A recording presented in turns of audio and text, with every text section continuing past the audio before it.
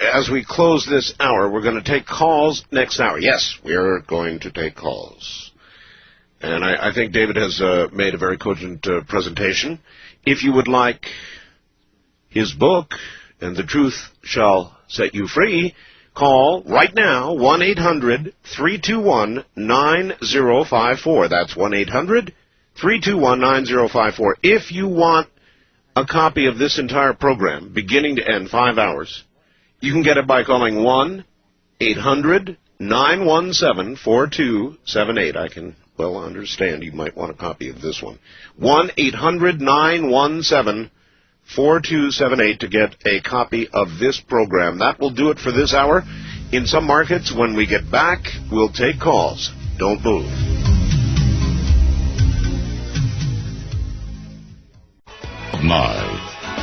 Well, it's called And the Truth Shall Set You Free. And the number to get it is 1-800-321-9054. That's David Icke's book, 1-800-321-9054. Right now, they've got only tonight operators standing by, actually probably sitting there and answering phones. And then normally from, I don't know, say 8:30 in the morning to 5 in the afternoon, Eastern Time. That's an important fact, Eastern Time. You do a show like this, you have to remember you're crossing a lot of time zones, so that's Eastern Time normally. But right now, you can call 1-800-321-9054. In a moment, with David, we're going to go to the phones. It'll be interesting to see what you have to say about all of this.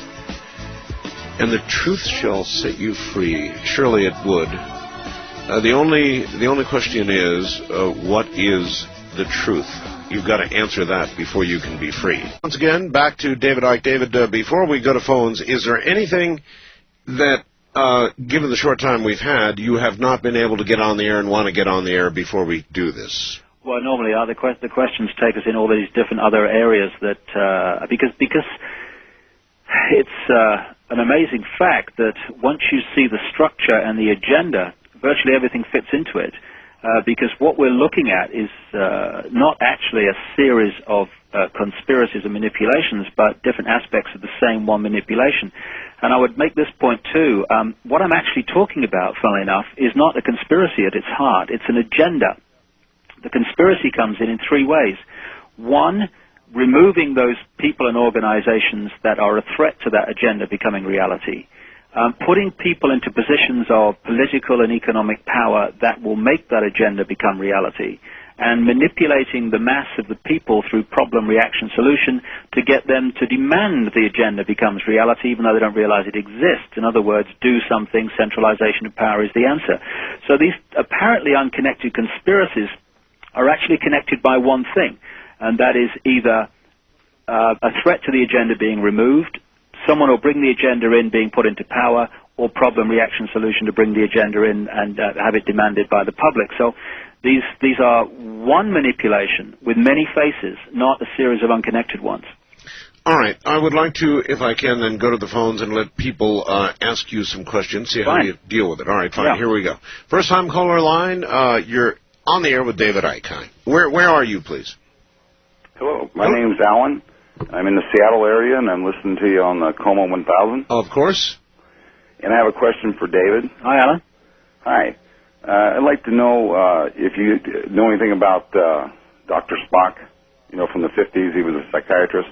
The children guy? Yes. Mm-hmm. No, I know nothing kind of direct on him, but in the general point, one of the things that I expose massively in the next book in February, The Biggest Secret, and other people have also done a lot of research into this area, is actually the Tavistock network in London. For historical reasons, London is a major center of this web.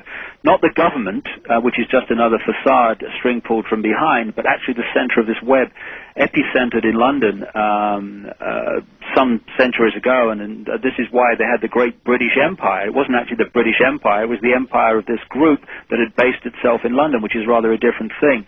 And the Tavistock Institute is actually the center of the mind and mass consciousness manipulation web. They do tremendous research and have done for decades and decades, looking at what stimuli are needed to get a mass reaction of a certain kind. They also have worked with individual mind control.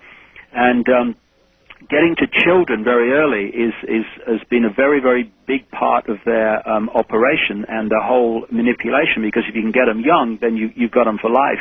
And interestingly, you know, these guys all over the world that keep going crazy with guns and killing children, like we had this guy Thomas Hamilton in Dunblane, who killed the children in the gymnasium, and we've had this guy Martin Bryant in Port Arthur, Australia. Well, the manifestations of these guys who go crazy with guns, and then, of course, you've got a problem. And what is the solution every time? Taking guns out of circulation. And what has happened is that we've got, after these events happen, we've got pulled into a debate of whether guns are good or guns are bad, which is a debate worth having. But the bigger debate at this time is this: why, in every country virtually I go into, has someone gone crazy with a gun in the street or whatever, and then the solution has been gun laws taking guns out of circulation? Why is that happening everywhere now? And when you relate that to some of the things we've been discussing tonight on this show about the agenda coming up across the millennium, it's much easier to impose things on an unarmed population than an armed one. And what I've come across only this week is this guy Martin Bryant, who went crazy with a gun. He killed 35 people, something like that, in Port Arthur just a few years ago. He was treated, quote, for psychiatric disorders by a guy called Dr. Cunningham Dax, who was a Tavistock operative in Australia, and for many decades was a close associate of a guy called John Rawlings Rees, who was the inspiration from the start to create the Tavistock network of mind control research and imposition. So when you look at Jonesboro in this country and many other events where people do spectacularly off-the-wall things, we need to understand that it is possible to program the subconscious to do that, and then all it needs to activate is the trigger, and that subconscious programming becomes the conscious action. And to understand that is to understand many of the apparently inexplicable things that go on, and why, again, assassin after assassin and crazy man with a gun after crazy man with a gun is dubbed with the same character profile: lone nutter, no conspiracy. And so the manipulation of children and the minds of the adult population is all part of this manipulation, because as I said to Art earlier, you cannot control billions of people physically. You have to do it through the mind and the emotions, and that's the way it's done. So you believe that the philosophy that he put forth might have something to do with the chaos we're seeing now in children? Yeah, I mean, I think we should let, my personal opinion is that we should let children have access to all information, and we should encourage them to make their own mind up. And I think once we start playing with methods and processes and systems with children's minds in whatever way they are, we are already creating a prison situation instead of encouraging them to be free in their thinking. And I think there's a lot of people, you know, who talk about freedom and the need for freedom, and then when you talk about the way they bring up their children, they say, oh, well, of course I bring them up the way I believe. Well, that's not freedom, and I think we ought to put all information in front of everybody and then respect their right to come to what conclusions they want to come to, instead of telling them what they should believe, which is what happens most of the time from cradle to grave.